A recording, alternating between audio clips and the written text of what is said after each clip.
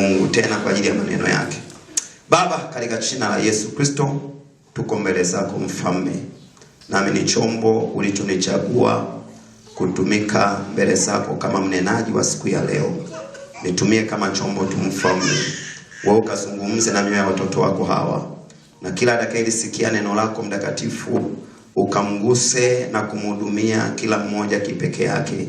Na Baba, lipake mafuta neno lako litie nguvu. Katika jina la Yesu Kristo, aliweka kusanyiko lako mbele zako Mfalme, nikiomba na kuamini. Amen.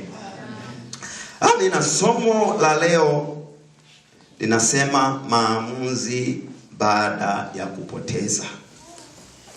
Somo ambalo katika kumuomba Mungu sana jana akawa amenipatia.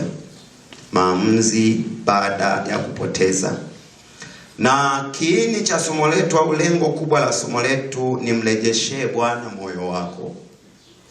Kwa hiyo maamuzi baada ya kupoteza, kwenye mabano funga bracket, alafu sema mrejeshe Bwana moyo wako.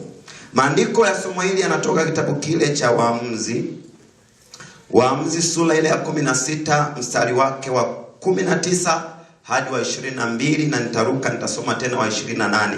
Kwa hiyo utaanzia mstari wa 19 na utamaliza mstari wake wa 28. Kwa mimi nitasoma hiyo mstari na baada hapo nitahudumu. Na maandiko mengine ni kitabu cha Isaya sura 40 mstari wa 28 mpaka mstari wa 31.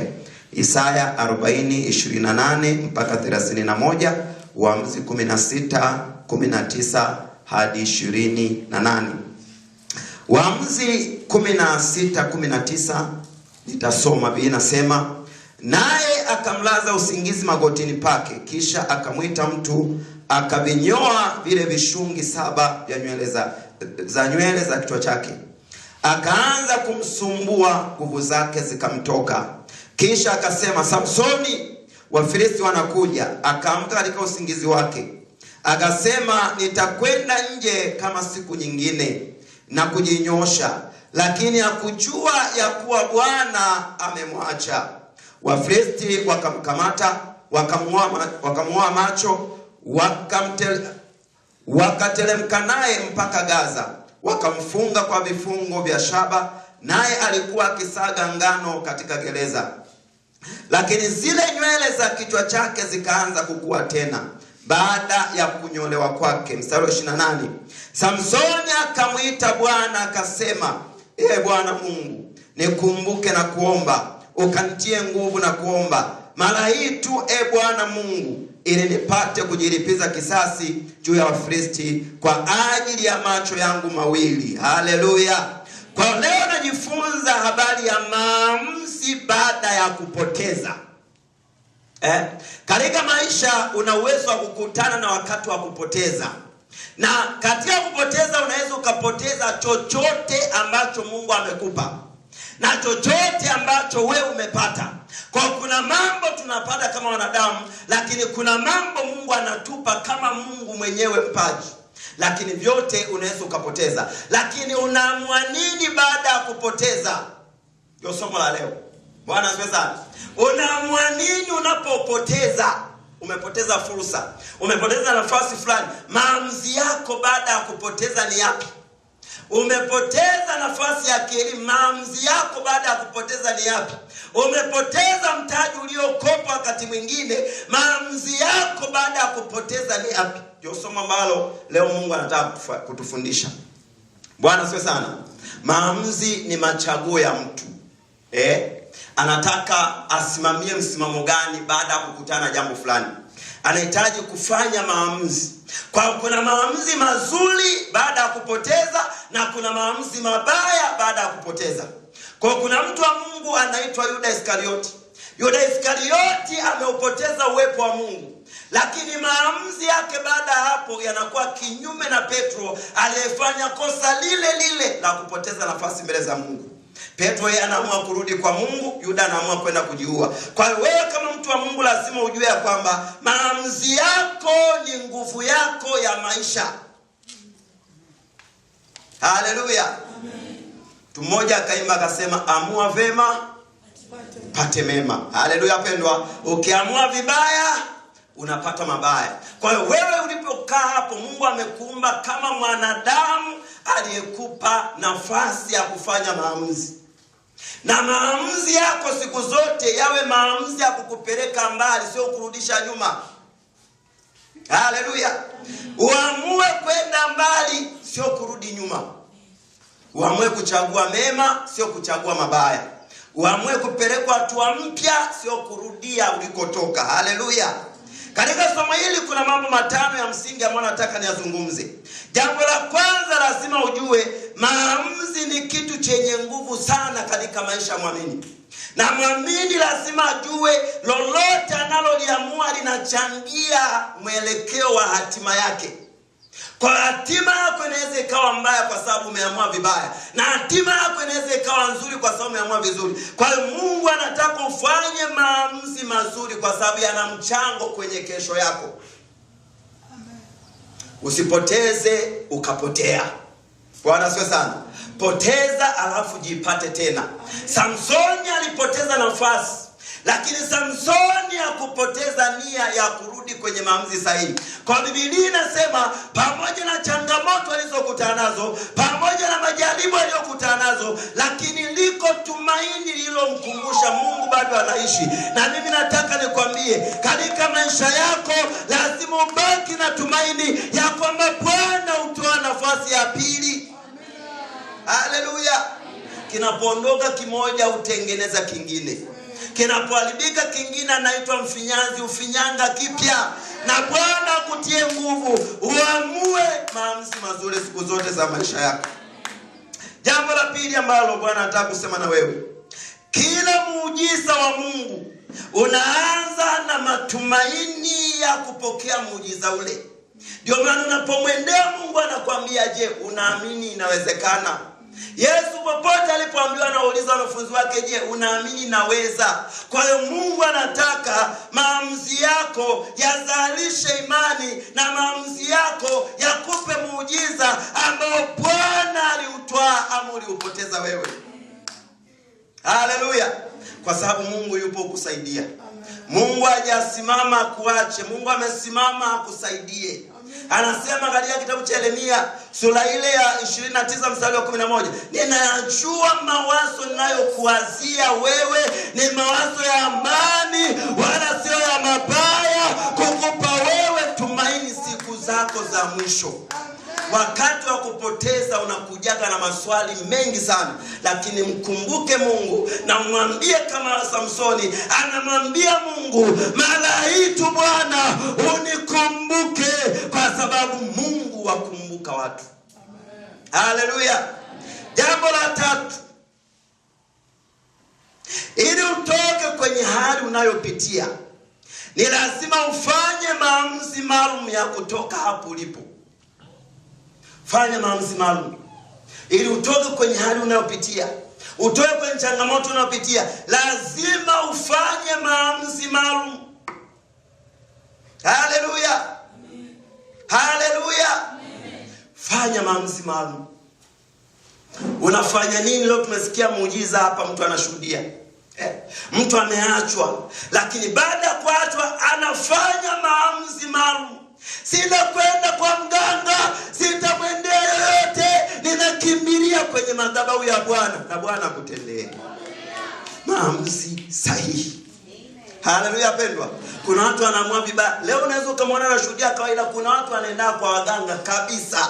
Wanaenda kwa sababu imani imetindika. Kweli. Haleluya pendwa. Kuna kitu kimebebwa. Kwa wiki hili ninasumbuka, Mungu, nani anahudumu? Hana mimi wa kweli katika vitu naogopa ni madhabahu ya Mungu. I cannot. Siwezi kuja tu hivi sina kitu cha Mungu. Lakini mpaka jana sielewi, na muomba Mungu ananipa ujumbe huu. Haleluya pendwa. Kwa nini? Kwa sababu Mungu anakujua. Kuna mahali inabidi ufanye maamuzi sahihi, hata kama inakugharimu utu wako, lakini mbingu zitambulishe. Na ukitambulisha mbingu, tulimwona Elia, Bwana anakutambulisha wewe. Haijalishi unapita wapi, simama kwenye maamuzi sahihi. Kesho yako ni bora kuliko chochote. Bwana asifiwe sana. Kesho yako ni bora kuliko chochote, kuliko yoyote, kuliko lolote, kuliko popote utakapokwenda. Haleluya. Mungu yupo kwa ajili ya kukusaidia. Jambo la 4. Maamuzi yamebeba mwanzo mpya au mwanzo mbaya. Ukiamua vizuri leo, kuna mwanzo mpya kwenye maisha yako. Ukiamini vizuri leo, kuna mwanzo mpya kwenye biashara yako. Ukiamua vizuri leo, kuna mwanzo mpya katika ndoa yako, katika maisha yako, katika uchumi wako na masomo yako. Unaamua vizuri. Haleluya. Kwa sababu Mungu yupo na Mungu hawezi akakuacha. Amua vizuri, kwa sababu kuna jambo Bwana anataka kufanyie. Kuna kitu Mungu anataka kufanyie. Usimwache Bwana kwa sababu ya pito. Usimwache Bwana kwa sababu ya pito. Bwana atakusaidia na utaona matunda ya kusubiri kwako. Jambo la mwisho la 5. Yote yanawezekana. Swala ni kujua una Mungu aliye hai. Isaya 40:28-31 anasema, je, wewe ukujua, hukusikia? Yeye Mungu wa milele, Bwana muumba miisho ya dunia, hazimii wala hachoki, akili zake hazichunguziki. Usimchunguze Mungu wala usimweke Mungu kwenye mipango yake. Njia zake ziko juu kuliko akili zako. Mipango yake iko juu kuliko mipango yake. Nia yake iko juu kuliko nia yako. Njia zake ziko juu kuliko zako. Muamini Bwana atakutokea. Haleluya. 29. Huwapa nguvu azimiao, huwapa uwezo. Kwa kama una uwezo, Bwana anakutia nguvu. 30.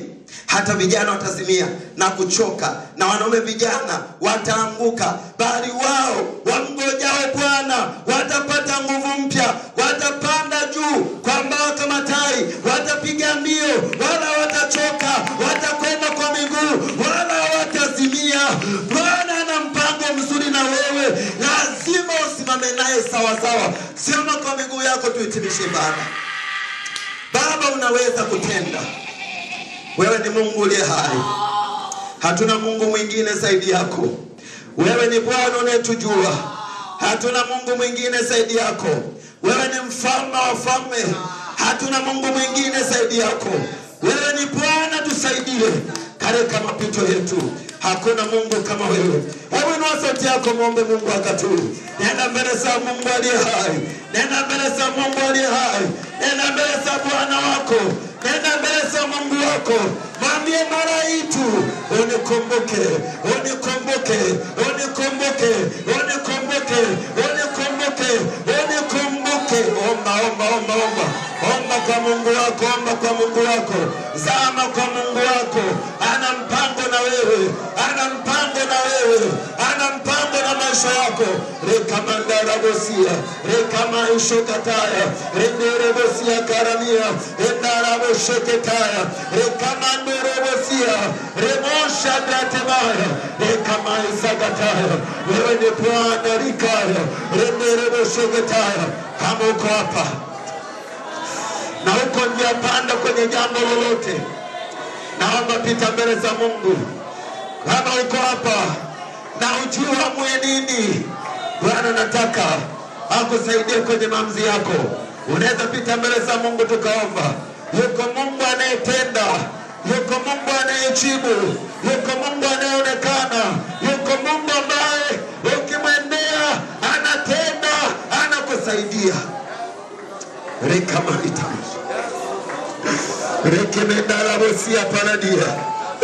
Tambo unapita mbele za Bwana. Nywele zako, asiri ya nguvu yako zimeota kama Samsoni. Una nguvu mpya, una neema mpya, una kibali kipya. Hakuna atakayekuzuia, hakuna atakayezuia, hakuna atakayezuia. Mwamini Bwana tu, mwamini Mungu tu, mwamini yeye aliye hai, mwamini yeye aliye juu ya yote. Atatenda kwenye maisha yako, atatenda kwenye hitaji lako, atatenda. Hawezi kukuacha Bwana. Rekamandara boshikitaya. tenda kwa mtoto wako. Uwepo wako Jehova Nisi ushuke juu yake. Neema yako ndiyo kiongozi wa maisha ushuke